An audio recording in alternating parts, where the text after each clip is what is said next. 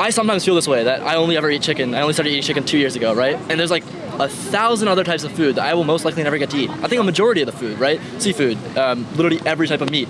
And sometimes I wonder, I'm missing out on so much.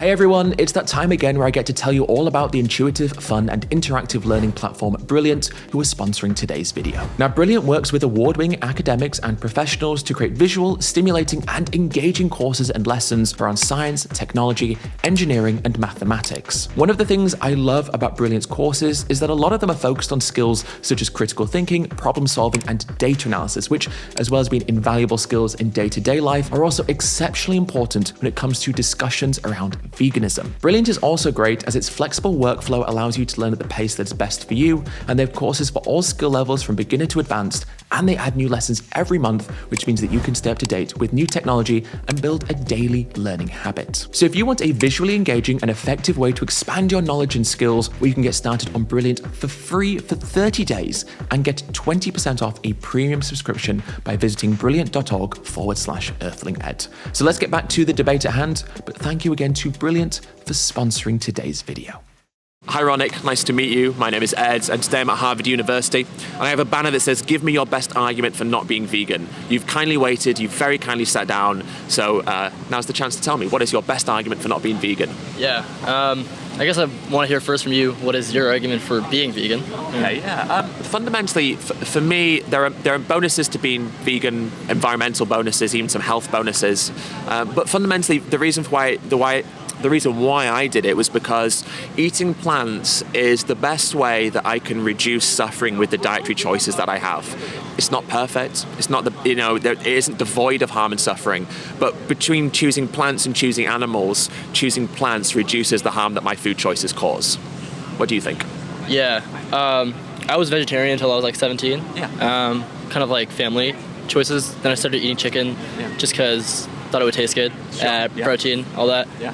I think probably my best argument is that, big companies don't want to have to take the responsibility of saving the environment, so they make it seem like it's the individual's responsibility. Sure. And so I don't know if that directly translates to like veganism. I feel like veganism is one of those things that you can just do and it's probably beneficial for you and beneficial. It's like something you can do to save things. But I think that would probably be my best argument, that this tiny change you're making won't actually impact anything in the long term. So I guess even if it's good for your ethics wise, it's more corporate propaganda to make you think you're doing something to save the environment. But what if everyone says that? Then yeah, nothing would ever change. Obviously, I think it's good to separate the environmental aspect and the animal ethics aspect, but both are kind of similar in this regard. Sure, as an individual, you and I are not going to rid all of the problems related to agriculture by being vegan, just us as individuals. That's not going to happen. But if everyone says that, nothing changes. And whilst you and I on our own aren't going to, you and I in amongst lots of other people who are, or who also make the same changes, then we do start to create meaningful impact. So it's a process, and I think it's about being empowered to recognize that we as individuals have a responsibility to be a part of something bigger than just us. And that can be as simple as just choosing plants in this particular context. What do you think?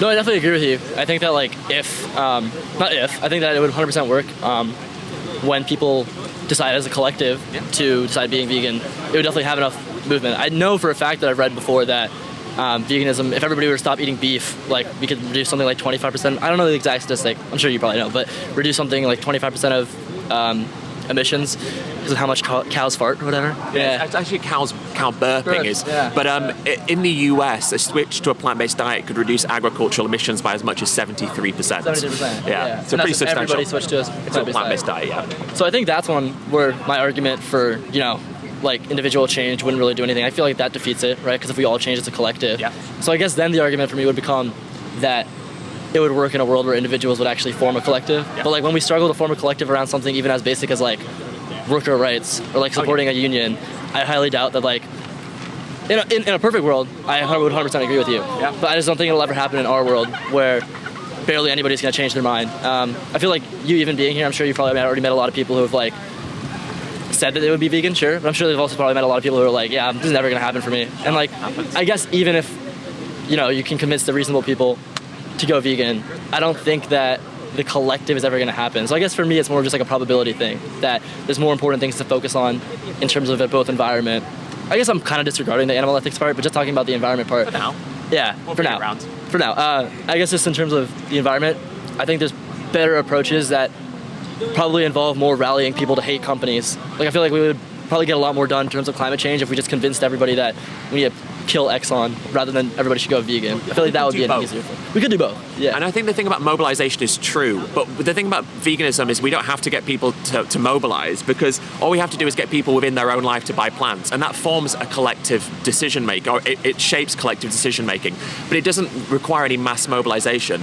But what we need is just people eating plants, Yeah. and that doesn't require that extra hardship of making people come together, which makes it a little bit easier. But we can do both. You know, we can eat plants, but also mobilize to hold Chevron and Exxon and these huge, you know, carbon-emitting, environmentally destructive corporations. We can hold them accountable and be vegan at the same time. And I think, as you said before, you used that word, reasonable people. And I guess the question is, do you consider yourself to be a reasonable person?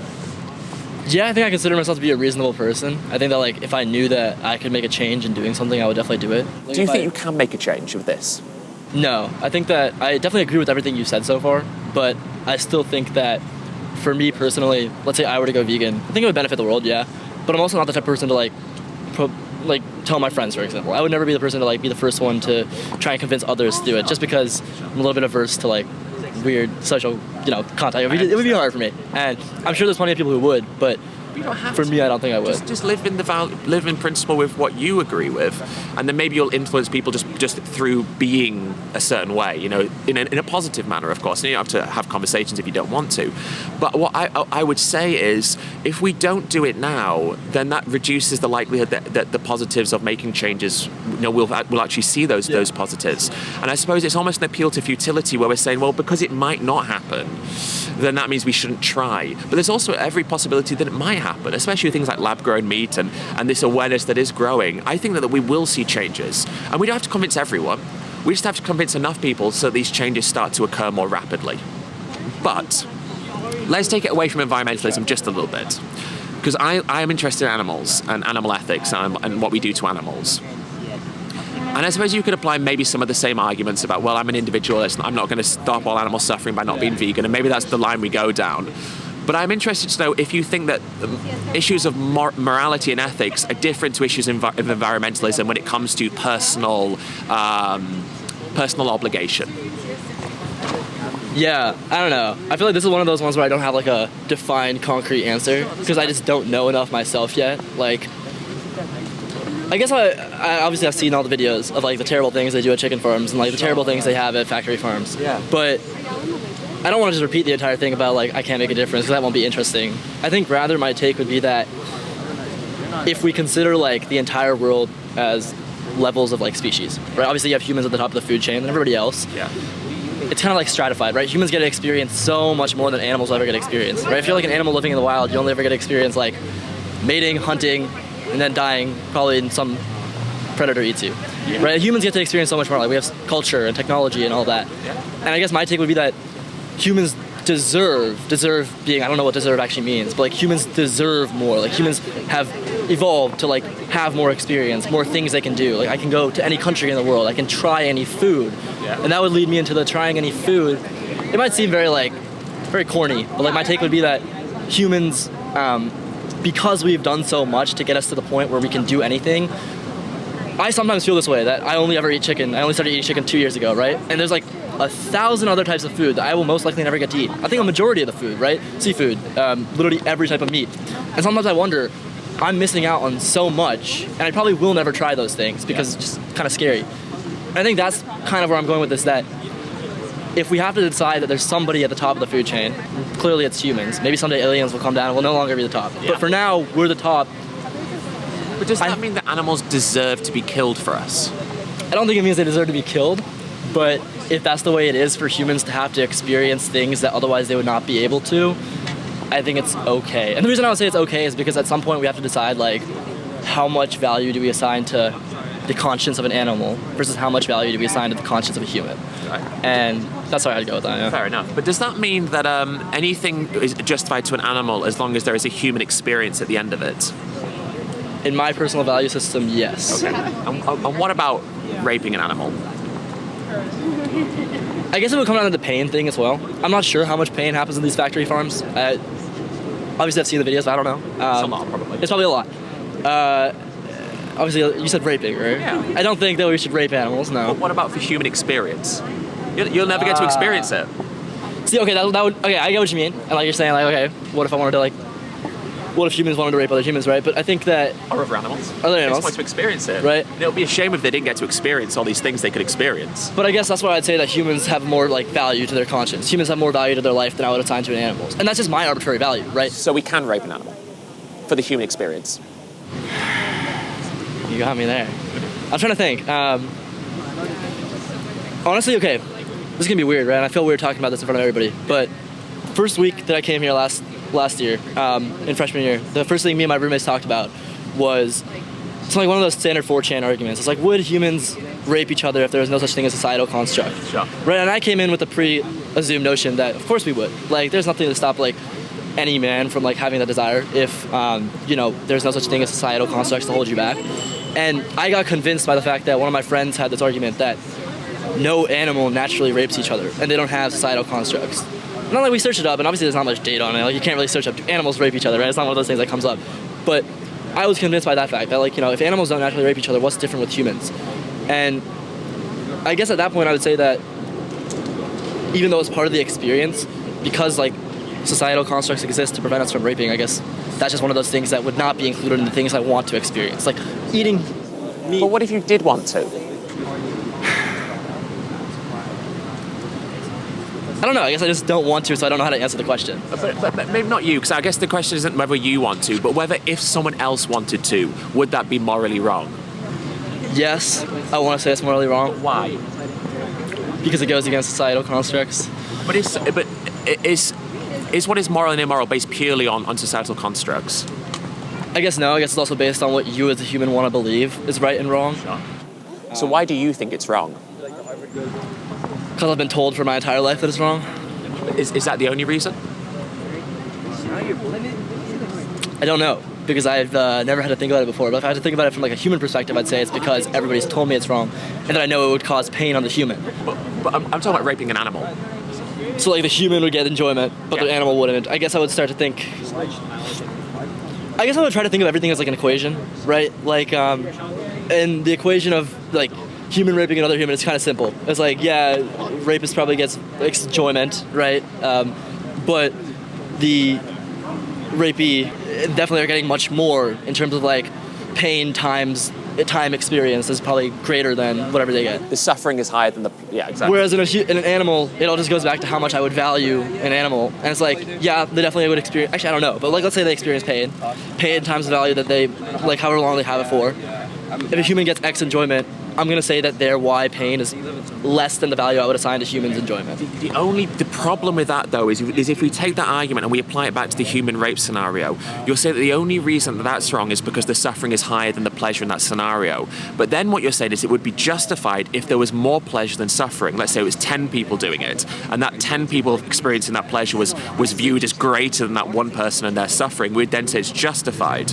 But we don't think it's actually justified, because what we're more concerned about is the experience of the individual that is negative. So the fact that there is someone suffering is what's important, not the fact that there will be 10 people who are enjoying it. And so I think that it's not about suffering versus pleasure in terms of like, if you know, which is 51% versus 49%, but more about whether there's a violation of someone else's autonomy and that their experience is negative. Do you know what does that make sense? So I guess what you're saying is you assign a violation of someone's autonomy no matter what to be much more important than anybody's pleasure. Exactly. In that sense, yes. But you do as well in the situation of that human. Yeah. So I guess the point you're trying to make is that if I assign it to a human, why do I not assign it to an animal? Sure, why not? Yeah, I don't know. I guess you get me there.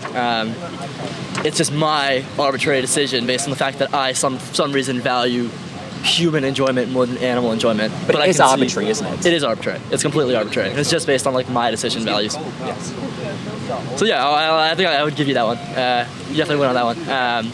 If we want to consider everybody as equal, and if we want to consider autonomy as most important, which is probably the objectively right opinion, if we consider like what morals should be, then yeah, I would agree with you that it would be unfair. Sure. So where does that leave you now? Probably still won't switch to veganism. Why? I think I enjoy the taste of chicken. I like Chick-fil-A. But does that morally justify what happens to chickens? No, No. it does not. So then how will you morally justify consuming Chick-fil-A? I think I do a lot of morally unjustifiable things other than just eating like meat. And like, sure, I think about them, but at the end of the day, it's also like I kind of want to live my life in a certain way. And Does that mean that someone else can't live their life? no, it does not. I don't have anything to say for that. Yeah, I guess I just like it's one of those things. It's like just humans are naturally selfish. And I'm being naturally selfish. But you don't use that to justify causing harm in other ways, do you? No, So why in this way?